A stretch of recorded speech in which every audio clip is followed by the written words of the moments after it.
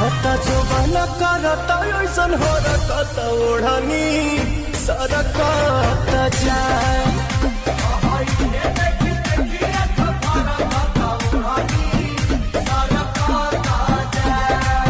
भोजपुरी के power star Pawan Singh का गाना एक हफ्ते से नहीं आ रहा है। आखिर क्या कारण है कि पावर स्टार पवन सिंह का गाना नहीं आ रहा है और खेसारी लाल यादव का गाना बैक टू बैक आ रहा है और हर गाना ट्रेंड भी कर रहा है, तो बताएंगे पूरी डिटेल में। लेकिन उससे पहले आप इस चैनल पर नए हैं तो वीडियो को दिल से लाइक करके चैनल को सब्सक्राइब जरूर करें। तो आइए बिना समय लेते हुए वीडियो को शुरू कर देते हैं। दोस्तों, पावर स्टार पवन सिंह का लगातार गाने का शूट चल रहा है लेकिन गाना नहीं आ रहा है, क्योंकि जब से पवन सिंह का गाना सोम्या पोखरल के साथ शूट हुआ था तब से भोजपुरी में कुछ ज्यादा ही कंट्रोवर्सी हो गया है। लेकिन पवन सिंह का गाना 3 कंप्लीट कर लिया गया है। कल या परसों गाना आप सभी के बीच जरूर आएगा।